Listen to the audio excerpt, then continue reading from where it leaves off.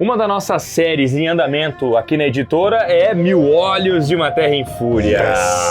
Um manhwa, quadrinho chinês. E isso aqui, uma fantasia de alto calibre que ainda bem que nós encontramos, porque nós publicamos nosso primeiro quadrinho chinês. Uma fantasia calcada na realidade, no momento real ali da formação do Império Chinês, um momento importantíssimo na história deles. O período dos Três Reinos, antigo pra caramba. Muito antigo. Estamos falando dos anos 230 e pouco até os anos 500 e pouco na história da HQ, no caso, né? É, exatamente. E o que nos cativou no primeiro momento, claro, foi essa arte maravilhosa. Da Ma Banchan. Nós fomos procurados pelos editores originais, e isso daí nos enche de orgulho, né? Eles procuraram a gente. Eles nos procuraram. Que legal, né? Como é que os chineses descobriram a gente, né, cara? Muito da hora isso. O que acontece é que quando começam essas andanças minhas, mundo afora, vai pra lá e vai pra cá e conversa tal, sei o que lá, de alguma maneira uma reputação vai sendo construída, né? E a reputação da editora Pipoca e Nanquim atravessa algumas fronteiras. Então eles chegaram até nós, propuseram não só esse quadrinho, como vários outros também, os quais nós queremos trabalhar sim. Primeiro nós estamos lançando esse. Vamos começar com esse aqui, tem muita coisa legal, tem muito drama, tem muita coisa de terror, muita coisa bacana acontecendo também, mas a gente falou assim, ó, vamos lá, porque esse é um quadrinho de alta qualidade, sucesso não só na China, como no Japão, na Coreia do Sul. Premiado assim, na China. Premiadíssimo. Aí falou assim, olha, quadrinho melhor para trazer, não tem. Né, para começar a nossa linha de quadrinhos chineses. E aí todo mundo aqui concordou, o Bruninho quando olhou falou assim, o Bruninho dá o crivo no Selo Drago, sempre, né? Puta que pariu, quando eu vi a arte da Ma Banchan... não, cara, aqui é uma dupla criativa, né? O Ti Wan, que é o pseudônimo do roteirista, e a artista, então é um homem e uma mulher, a Ma Banchan. Quando você vê a arte dela, você cai o queixo, cara. E a temática de fantasia nos é muito familiar. A gente lança quadrinhos de fantasia desde o dia 1 da editora Pipoca e Nanquim. E uma das nossas ganas é sempre lançar quadrinhos de outros lugares do mundo. Sim. Então, sei lá, se nós pegamos lá Singapura com a arte de Charles Chai, pegamos Filipinas com Volta e com Sawala, sem contar, claro, Coreia do Sul com a Kansuke Gendry Kim, diversos países que nós vamos abrindo devagar e sempre aqui, China a gente não tinha ainda. E os chineses estão se destacando cada vez mais na produção de filmes, animações, séries e quadrinhos também. Se destacando no mundo, mano. Pois é. Exportando cada vez mais a sua cultura. Então, o pavilhão chinês, em todos esses eventos que a gente vai, é grande, sempre gigantesco, galera. Sempre gigantesco. E eles produzem coisas de extrema qualidade. E já produzem há muito tempo. Aí você tem os chineses e também os taiwaneses produzindo do seu lado, né? E a gente tava muito doido para lançar um manhwa, né? Aliás, o jeito como se fala é muito parecido com o manhwa sul-coreano, né? Só que é escrito com W, né? HW, e aqui é com HU. A gente queria muito lançar um manhwa. E o tema fantasia que já nos era muito familiar, e esse negócio histórico, né, cara?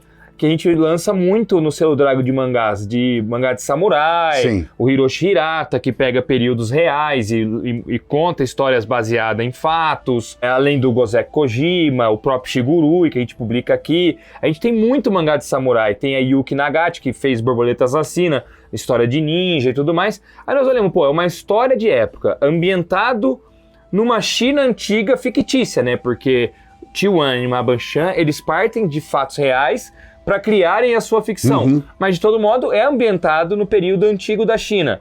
Citando personalidades reais, importantes que existiram e tal. Inclusive, e personalidades são importantes para o andamento da história aqui. O Zhuge Liang, por exemplo, existiu mesmo. E ele é central na trama de Mil Olhos de uma Terra em Fúria. Então, na hora nós falamos, é o produto ideal. E, cara, acertamos muito, porque o primeiro volume está indo muito bem nas vendas e agora a gente vem abrir a pré-venda do segundo. E nós estamos sempre deixando muito claro que é 1 de 5, 2 de 5. No começo do ano que vem, ainda no primeiro semestre, já a gente vai concluir todos os 5 volumes, né? Porque muita gente vai perguntar, por que vocês decidiram fazer volume a volume? Porque nós não estamos compilando 2 em 1, 3 em 1, igual outros mangás. Nós estamos fazendo 1 a 1, igual saiu na China.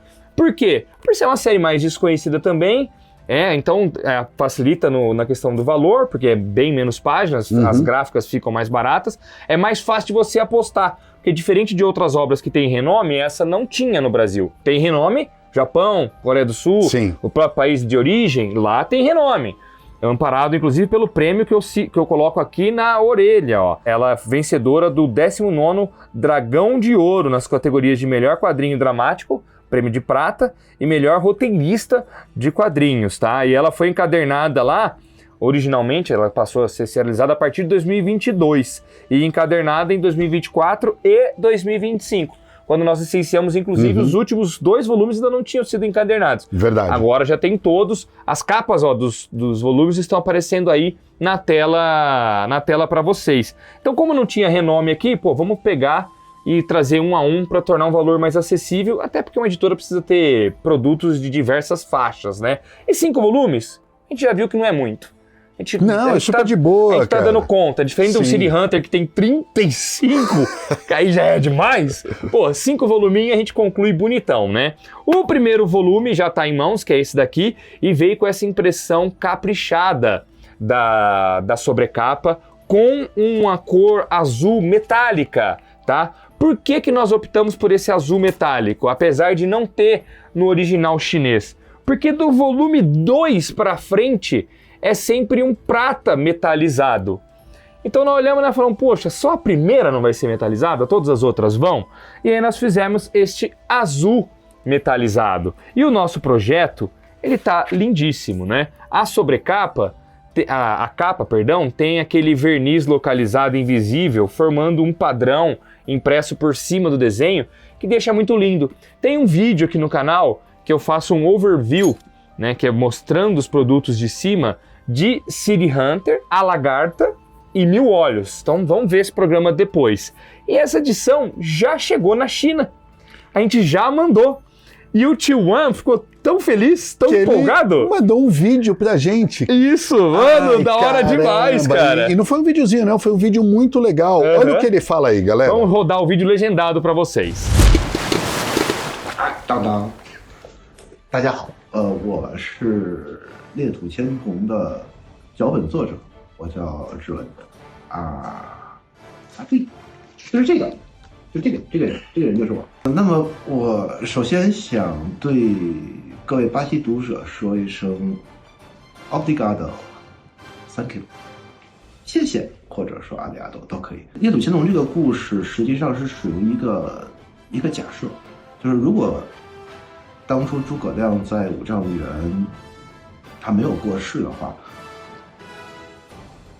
这3个国家的历史会不会是另外一种走向？而在这个假设当中，或者说基于这个基础，我们设想了一个延续300年的世界。诸葛孔明他留下了预言某种浩劫的遗谶，而他的后裔呢，则在乱世当中死而复生，踏上了寻找真相的旅途。 之所以会选择黑白漫画这个形式，是因为觉得有些故事值得用更沉浸的方式去讲述。黑白漫的线条、光影和分镜，它本身具有彩色漫画不具备的冲击力，我们认为可以承载更多、更复杂，甚至某种情绪更强烈的东西。说实话，我从来没有想到过，就这些中国的。 或者说源于中国的历史想象，会穿越1万多公里的距离，被地球另一端的读者去翻阅和喜爱。这种被遥远的陌生人去接纳的感觉，实际上是很难用语言来形容的。但是我想，或许是因为无论我们来自哪里，对英雄的敬意、对命运的追问，以及对这种羁绊的珍视，我相信这是人类共通的。谢谢你们。 非常非常感谢，是你们让这个故事有了比我想象中更远的旅程。最后，我要对各位读者说，还是那句话 ，Muito obrigado， 谢谢。 Uma simpatia, né? Pô, muito obrigado, demais, né? Muito obrigado, Tio Wan, por esse vídeo feito aqui para nós e para o nosso público. E a alegria que a gente transmitiu para ele do lado de lá também, né? Ele falou, pô, meu quadrinho aqui, atravessando fronteiras, atravessando oceanos, chegando onde ele não esperava que ia chegar. Do outro lado do mundo, ela está sendo lida e aproveitada, né? Pô, isso é incrível, né? Porque existe a barreira da língua, mas a partir do momento que você transpõe essa barreira, você vê que é universal, né, cara? As histórias, elas são universais e elas funcionam para qualquer lugar do mundo. Eles estão contando uma história lá, uma história fictícia, uma história fantasiosa, dentro de um período real da China, só que isso acaba nos interessando também, porque certas coisas são universais. E é uma história extremamente bem contada, com um protagonista muito, muito cativante, galera. Tem luta pra caramba, tudo que a gente gosta. Batalha de exército, tem magia, né?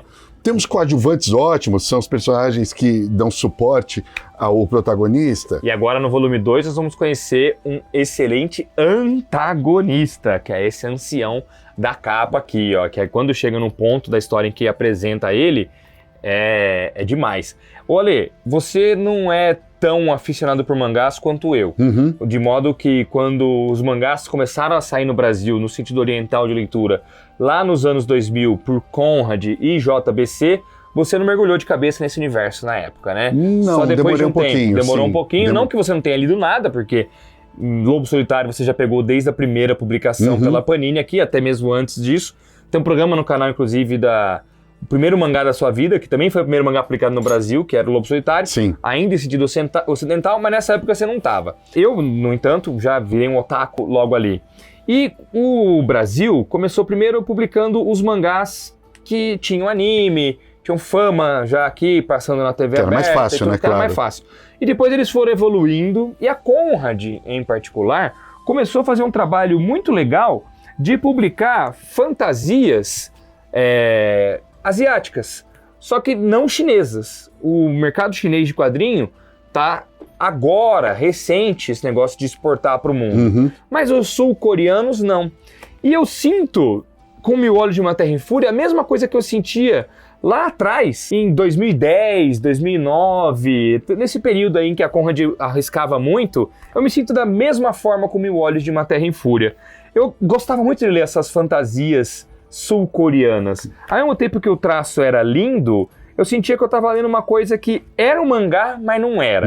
É a mesma coisa no Mil Olhos, que é um mangá também, né? Tanto os sul-coreanos quanto os chineses têm muita escola do mangá, no estilo de narrativa e de arte, mas ao mesmo tempo eles têm a cultura deles, eles têm as histórias deles. Então Sim, as fantasias eram diferentes. E aqui eu trouxe algumas que eu colecionava na época, cara, que eu tenho todas completas até hoje. A Panini não lançou aquela, o Tigre e o Dragão também, nesse mesmo período? Eu lembro.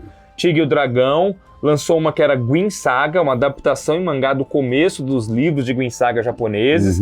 Tigre e o Dragão eu tive tudo. Vendi, mano. Numa época eu também, cara. Vendi tudo, mano. Eu me arrependo, porque eu gostava pra cacete, bicho. Eu tava numa necessidade lascada na época e eu vendi todo o meu Tigre e o Dragão, Porra, cara. Vendi, inclusive, no Festival Guia dos Quadrinhos. É mesmo? Foi num desses festivais. As besteiras que a gente faz, cara. Que droga. Porra, por necessidade, mas... Queria adquirir de novo. Aqui, ó, eu trouxe alguns que eu lia na época que me fazem... Pô, se você tá comprando Mil Olhos hoje, daqui a um tempo vai ser a mesma coisa disso aqui. Porque isso aqui não volta mais. Ninguém vai trazer de volta. Então você só encontra em sebo ou em loja de quadrinho que tem estoque daquele período, Esse eu não conhecia. Esse foi o Gui, ó, 5 volumes. Não vou falar sinopse de todos, não. Mas claro, porque eu também li muito tempo, eu já não lembro muito. Mas se vocês quiserem, eu até faço um vídeo das fantasias asiáticas lançadas no Brasil, né? Tanto Japão, quanto Coreia do Sul, quanto China agora com Mil Olhos. Esse guia, ó, aqui eu trouxe o volume 5 e para lembrar quantos tinha no total, eu trouxe o último também. 5 volumes. Esse você não chegou a pegar, não? Não, nem conhecia. Nem conheceu. Esse você teve, Dangu, publicado pela Conrad também, em 9 volumes, ó. Eu trouxe aqui o volume 1 e trouxe o volume 9. Também não conhecia. Também não conhecia. Fantasia também, ó. Olha, de época e tal. Um que você vai conhecer, cara, certeza. Shonshu. Shonshu, não conheço. Não conhecia, eu achei que você tivesse pego, porque esse foi mais famoso. A Conrad publicou até mesmo box. Tinha uns boxezinhos de Shonshu, com CH, né? CH, Shonshu, tudo junto. Também vendi meu Shonshu, não tenho mais. Adorava, mas a Conrad deixou esse inacabado, mano. Deixou esse inacabado. Que Pipoca Nanquim jamais fará. E tem muita gente que pede pra gente republicar inteiro, sabia? O Shonshu. Além do Shonshu, Banya, esse você conheceu? Esse eu conheci. Aí, volumes, também 5 volumes. Eu tenho aqui os volumes. Você já falou em algumas ocasiões, inclusive, acho, né? Eu acho que sim, cara, mas faz tempo. É o tipo de coisa que depois ficou lá na minha coleção parada há um tempão. E eu falei, puta que pariu, com Mil Olhos eu tenho a mesma sensação dessa época, de ler essas boas fantasias. Período em que a Conrad passou a arriscar mais. Ela publicava na época também um mangá do Record of Ragnarok, que era um pouquinho mais famoso. E acho que ela foi expandindo, né? Eu não sei se essas coisas vendiam bem, não. Mas eu guardo com muito carinho. Uma outra série que aí já não é fantasia, um outro rolê o Priest, esse famoso. O Priest você comprava? Sim. Não comprava. Não comprava. Famoso porque tem um filme ruim também. Editora Lumos, mano. Essa editora Lumos surgiu do nada, publicava esse mangá e mais um. Esse manhwa, né? Porque também é sul-coreano. E foi até o volume 18, quer ver? É esse mesmo? Caramba, publicaram até bastante. O 18, e não é completo também, mano. Priest é um xodó, meu. Por que eu trouxe aqui? Só pra convencer você a deixar eu lançar no futuro. Olha o que acontecia quando você abria o primeiro volume. Já descolava tudo, cara. Tipo, era impossível você ler Priest sem destruir o teu volume. Ó, eu estou folheando aqui e conforme eu folheio, eu destruo mais. Por isso os quadrinhos do Pipoca e Nanquim são sempre colados e costurados e bonitão. Né? Mesmo os que são só colados, é numa cola decente. E também tem técnica para você fazer isso. Essa editora não sabia das técnicas, porque como a borda das páginas é toda preta, provavelmente eles não deixaram a sangria branca. E aí a cola não pega direito quando tem tinta em cima. E aí descola tudo. Mas isso é mais nos volumes iniciais. Ó. O volume final já tava mais bonitinho e tudo mais. Mas o Priest eu publicaria completo, cara. E o que você falou a respeito de você tá lendo algo que na estética parece bastante com o mangá, mas lá no fundo não é. Não é só na temática, porque, por exemplo, aqui a gente está vendo a história dos Três Reinos, né, o momento da unificação dos Três Reinos, esse tipo de coisa, bastante conflito. A China está saindo de 200 anos de paz, de repente eles começam a se envolver um monte de conflito. A população está sofrendo com isso, a população não quer saber de nada, que conflito, o que vocês estão fazendo, cara, eu só quero ver minha vida e tal. Então, a gente está tão habituado com as histórias do Japão em vários períodos que é bem diferente você ler a trajetória que envolveu a fundação de outro país, a unificação do país e tudo tal. Mas também não é só na temática, Bruninho, é na narrativa, porque parece um mangá, tem cheiro de mangá, tem gosto de mangá, mas não é exatamente um mangá. É um manhwa. O andamento é diferente, alguns respiros, alguns espaços, alguma maneira que você enxerga a passagem do tempo. Mesmo a narrativa aqui também é bem mais lenta no começo. Vamos devagar e sempre. Vamos formar o elenco da jornada inicial. Aí lá no fim do segundo volume a gente apresenta o vilão, vai delineando o confronto e em determinado momento você vai explodir. É muito legal, porque é uma forma... Você aprende uma forma diferente de ler quadrinho também.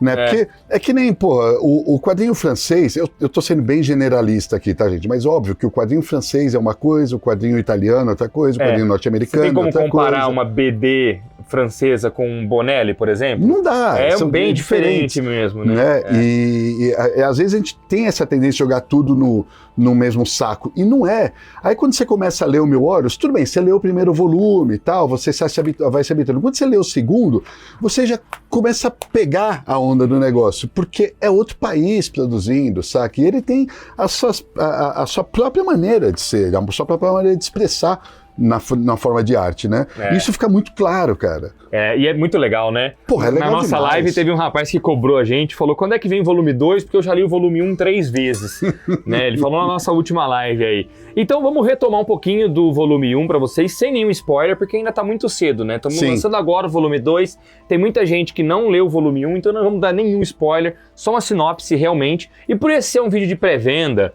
de uma série em andamento, a gente sabe que as views não vão ser lá a mesma coisa que um vídeo bombado de filme, por exemplo, e série Marvel, DC e tal. Então se você tá aqui neste momento, eu conto com o seu like, tá, galera? Isso ajuda demais. E você que já leu Mil Olhos 1, torne-se também um divulgador, né? Para que a série chegue no final saudável, né? Porque a gente sabe que séries sempre são um risco, né? Sim. Então torne-se também você um divulgador. Se você leu e gostou, entra na Amazon, dá uma boa avaliação lá pra gente, divulga pros colegas aí quando entrar em promoção e tudo mais, para que mais gente venha a descobrir isso daqui. E com o sucesso disso daqui, talvez a gente viva, por meio da Pipoca e Nanquim, um momento similar àquele que a Conrad esteve anos atrás, né?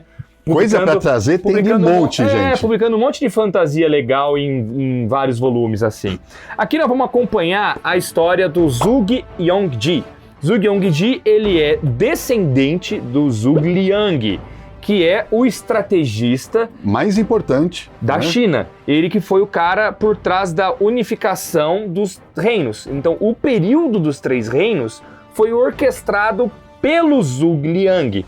De que forma? Por causa de uma profecia que nós vamos ver um pouquinho mais disso no volume 2. Então, no volume 2, nós vamos conhecer que existia uma profecia por trás de tudo, né? O Zhuge Liang fez uma profecia e como ele era um estrategista brilhante e, de certo modo, aqui na HQ também, não é o Zhuge Liang da vida real, é um Zhuge Liang mais mágico, mais fodão e tal, os caras falam, pô, se esse maluco tá falando isso, é porque é verdade, então não vamos contar o que é, mas isso ocasiona o período dos 3 reinos. E, novamente, por que o período dos 3 reinos agora está vivendo esse momento convoluto de se desmanchar e voltar à guerra? Também devido ao que aconteceu lá atrás com o Zhuge Liang, ao que nós vamos ver logo no comecinho do volume 2, tá? Aqui no volume 1, nós vemos o Zhuge Yongji acordando depois de ter sofrido um atentado que ocasionou a sua morte. Ele acorda meio desmemoriado, meio sem saber onde é que tá, o que tá acontecendo, e ele acorda num lugar onde só estão os excluídos. Só a galera, né, que os chineses não querem saber, Eles são literalmente os excluídos. Prostitutas, foras da lei, forasteiros, desertores, exatamente. Toda essa galera tá na Vila dos Excluídos. Ele acorda lá desmemoriado, mas logo ele vai descobrir que ele é o Zhuge Liang e vai ficar a dúvida. Cara, mas eu morri. Eu fui morto no Conselho Celestial. O que é o Conselho Celestial? É justamente a instituição criada para garantir a paz, para a manutenção da paz, pelo Zhuge Liang lá atrás. Desde a sua criação, é sempre um membro da família Zhuge, o clã Zhuge, que cuida. Então isso já faz muito tempo. O legal é que 200 anos atrás. Isso não vai sendo dado mastigado, não, isso vai devagar. Isso vai desenvolvendo devagarzinho. Você vai entendendo tudo. Aqui nós estamos resumindo para vocês saberem o todo, né? E o Zhuge Liang é o cara da vez. O Zhuge Yongji, perdão, é o cara da vez. E não é spoiler, tá, gente? Não tem jeito a gente falar sobre essa HQ sem falar esse mínimo. É tipo que tá aqui na 4ª capa, né? E o Zhuge Liang é o cara da vez que tá à frente do Conselho Celestial. Ele sofre um atentado que, em tese, teria matado ele, mas, de alguma forma misteriosa, ele sobrevive. Como que ele sobrevive? Isso ainda não sabemos, nem no volume 2, tá? Isso aí mais pra frente, que vai ser explorado. O que a gente sabe, logo de cara, é que ele tá possuído por alguém. Ele fica escutando na cabeça dele, Ele tem uma voz na cabeça dele que o chama de neto o tempo todo, e que, quando ele é colocado em perigo, essa voz da sua cabeça toma conta de seu corpo, suas pupilas duplicam e ele fica muito foda. Fica muito poderoso. Poderoso, assim, não num nível normal da nossa Terra, não no nível Alexandre Calari de poder, por exemplo. Você me respeita, hein? Não, mas você é poderoso no nível da Terra. Tô falando que é o nível sobrenatural, Ale. Nível Goku, assim. Isso, eu tô te respeitando. Você é louco. Jamais faltaria com respeito. Ele fica forte mesmo, que já indica que esse mundo tem magia. Esse mundo tem magia. E essas duas pupilas dele ficam... Essas pupilas dele ficam duplicadas e ele consegue escapar. E aí, aos poucos, ele vai conversando com quem tá na cabeça dele. Ó, quem é você? O que você quer? Por que eu tenho esses poderes? Algo que no volume 1 ainda não é explicado. Mas no volume 2, nós temos tudo certinho. A origem dos poderes, quem é a pessoa que tá no corpo do Zhuge Liang e o que são esses poderes capazes de duplicar a pupila dele quando ele se permite ser possuído. E nós vamos descobrir no volume 2 que a entidade que está no corpo do Zhuge Yongji não é o único que tem esses poderes mágicos de ampliar suas forças. Tem mais pessoas no mundo, nesse período, que tem esses poderes. Lógico, né? Porque precisa ter uma graça na história, né? Além de tudo isso. Então, precisa ter coisas grandes acontecendo, que o Bruninho falou, vai ser preparado para um conflito cada vez maior. Aqui, esse cara da capa aqui, logicamente, ele vai ser um deles, mas só um deles, vão aparecer outros ao longo do volume 2. E a história parte daí, galera, com o Zhuge Liang, uma vez que ele sabe, beleza, então eu sobrevivi ao atentado, tem um antepassado possuindo o meu corpo e eu tenho esses poderes todos, logo eu tenho que partir numa jornada para retomar o comando do Conselho Celestial e descobrir o que aconteceu, porque ele está desmemoriado, né? E nessa jornada ele vai conseguindo ajudantes. Então vem as pessoas que vão apoiá-lo e também as pessoas... As duas guerreiras, o gordinho... O gordinho que se passava por ele no começo, porque surgiu vários Zhu Yongji depois do atentado, várias pessoas falando, não, eu sou o Zhu Yongji, eu não morri, porque começou os boatos, ele morreu, não morreu, não... Aí veio esse carinha, tem o agente secreto também, que se passa por um mercador e vai ajudá-lo financeiramente também, e enfim, vai chegar também aqueles caras os grandes da Fênix. Sim, os da Fênix. Os generais do falso general Zhu Yongji, que é muito legal também. O elenco de coadjuvantes é muito bom. Vai sendo colocado, vai sendo posto assim pra gente. Nenhum deles é extremamente bem desenvolvido, né? Como acontece em alguns mangás que a gente fala, tal, mas eles são bacanas, eles são gostosos marcantes, de ler, né? São marcantes, exatamente. Marcantes. E nessa jornada ele tem que chegar até o lugar do Conselho Celestial e no caminho, claro, ele vai encontrar um monte de oposição, porque... Quando descobrem que ele tá vivo, quem ordenou que matasse vai querer... Vai pra cima dele. Vai pra cima de vez, vai querer matar de vez. E é aí que vão começar, finalmente, os confrontos. O legal do volume 2 é que, além de ter uma continuidade direta da jornada do Zhu Yongji, vai ter também uma volta ao passado, pra gente ver a história de quem tá no corpo dele. É aí que vai ser revelado. E também vai ter uma mudança de núcleo. Nós vamos, porque não são 3 reinos, nós vamos ver o que está acontecendo num outro lugar do território dos três reinos, que tem esse antagonista que parece ser quem está maquinando tudo por trás da guerra que está se formando em torno dos 3 reinos de novo. Parece que eles querem se dividir. E nisso o Zhu Yongji tem como propósito unificar a China. Ao que você falou, o povo não tá nem aí pra unificação da China, não. Eles só querem que a miséria acabe, né? Parem com essas guerras, dane-se se a China vai ser unificada ou se vai ser separada. Não, a gente não tá nem aí, só para com isso. A nossa sobrevivência, né? Só parem com isso. E realmente é uma dinâmica espetacular e que só vai melhorando e melhorando e melhorando, porque conforme ele avança, você vai tendo uma noção do todo, a princípio você vai ficando perdido. Você vai colocando as peças no tabuleiro, mas né? Uma vez que você tem tudo no lugar, você vai vendo, puta, realmente, essa é uma trama espetacular. Quando chegar no final do último volume, todo mundo vai entender. Não é à toa que isso foi premiado num prêmio de extrema importância na China e também outros prêmios, né? E legal que o querido autor recebeu lá, ficou feliz, mandou esse vídeo aqui pra gente. Fica um muito obrigado a todos vocês que confiaram na editora Pipoca Nanquim para ser a casa de Mil Olhos de uma Terra em Fúria no Brasil. Yes. E que nem o Bininho falou, promovam esse quadrinho, promovam pros amigos, pras amigas, pra avó, pro cachorro, pro papagaio, pra todo mundo. Né? Porque o quadrinho é muito, muito bacana. E a gente fez essa aposta editorial aí, o primeiro volume vendeu muito bem, e a gente quer trazer mais coisas aí de quadrinhos chineses, né, que não contam aí com esse renome que os quadrinistas japoneses têm, né, com esse renome prévio. Então a gente precisa de uma divulgação agora de vocês, galera, aí na Gibisfera, mostrando o quanto esse quadrinho é bacana. Pois é. E fica a pergunta para o final desse vídeo. Qual é a pergunta? Cadê Danielzinho? Teve vídeo que ficou a pergunta, cadê Alexandre Calari? Teve um último recente aí que você também participou, né? Sim, é verdade. O Danielzinho ficou altamente gripado, né? Infelizmente, ele passou por uma situação difícil até de internação da filha dele, que pegou bronquiolite, que evoluiu para uma pneumonia e ela acabou sendo internada. Felizmente tá tudo bem, ela já tá melhor, já saíram do hospital, mas o que ela teve passou pro Danielzinho. E passou pra Marília, que tudo bem, não vamos ter tanto problema quanto a Maitê, né, que é pequenininha. Mas ele não quis correr o risco de passar para mim e eu passar pro meu nenê, né? Contaminar a gente e tal. E ele também tava lá meio com tosse e tudo e tal, então ele fica lá revisando o Sargento Kirk. Deixa ele lá, verdade! Que é outra pré-venda importante que tá rolando. Aqui é o Pipoca Não Quis. Essa que você não tava. Foi o Sargento Kirk? No vídeo da pré-venda do Sargento Kirk. Não, foi do Dark Colors. Ah, é verdade, foi do Jiu-Jitsu. Acho que era esse, É verdade. Eu me perco na cronologia Pipoca Nanquim também. A gente não grava na ordem. Mas é isso, obrigado para todos vocês, um beijão e um melhoras para Daniel Lopes. Quem ficou até o final sempre vai comentar alguma coisa e nesse caso, melhoras Daniel Lopes, melhoras Danielzinho. Beijo, gente. Valeu, pessoal. Nos vemos toda quarta, sexta e domingo. Um abraço.